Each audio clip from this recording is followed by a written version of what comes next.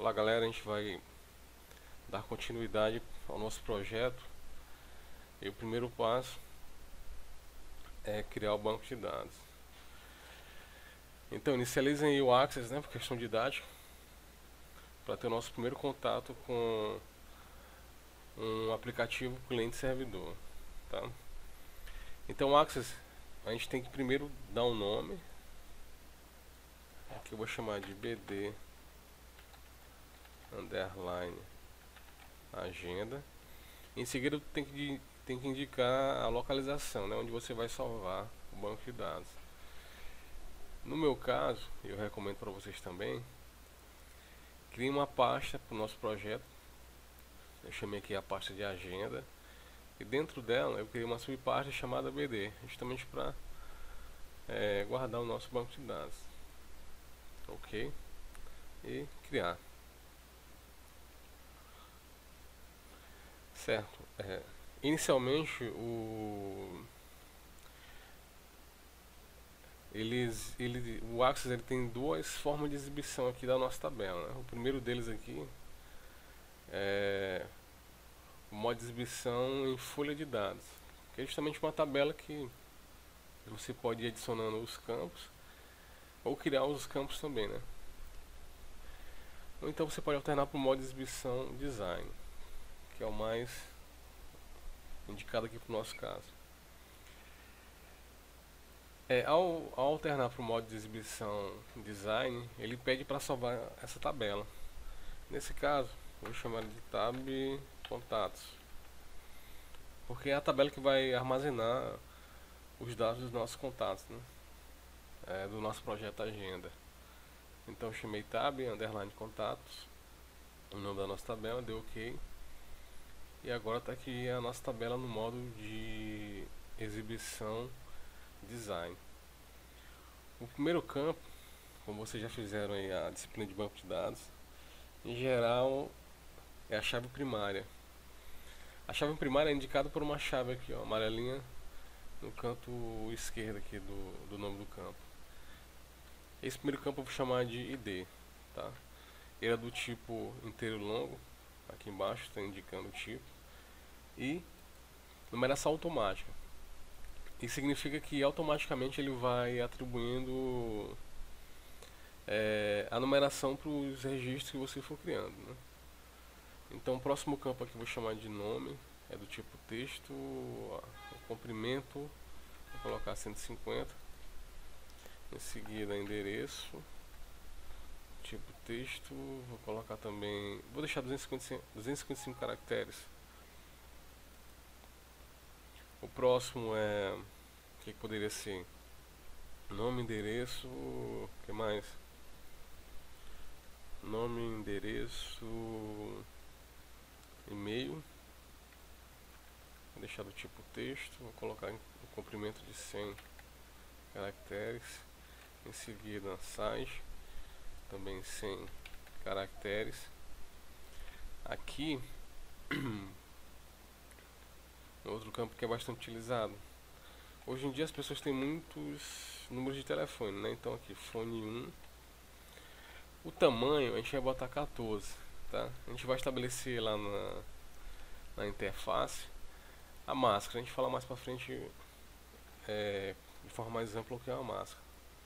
Aqui fone 2, texto também 14, fone 3, tipo texto, bota 14, fone 4, tá bom, aqui 14. A gente vai colocar também outro dado que eu acho interessante, é data de nascimento. Então data nascimento.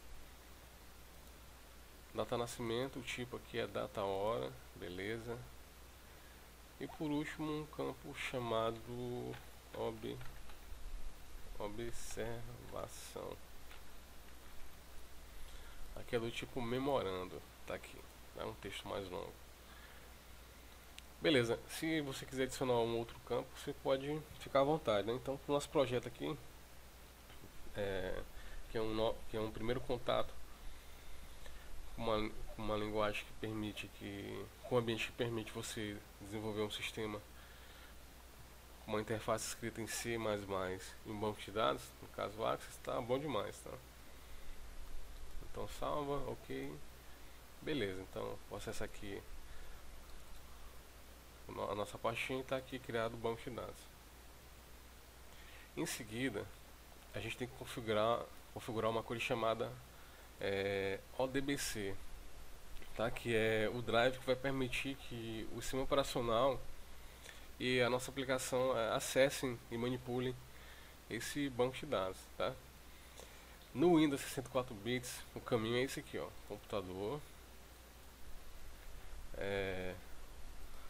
Você vai na unidade ou na partição que está instalado o sistema operacional, no meu caso aqui é a unidade C, na pasta Windows, e na pasta syswoe64.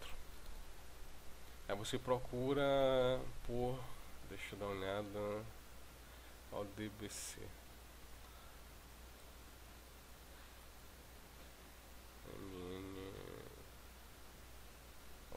MNO. Deixa eu dar uma procurada rapidão.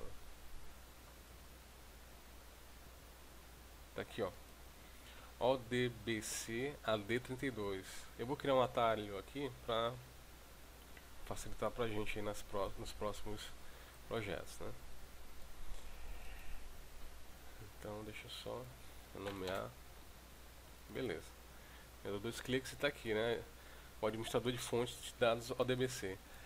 Esse caminho c:/windows/syswoe/odbc ad32.exe é para sistemas Windows 64 bits, tá?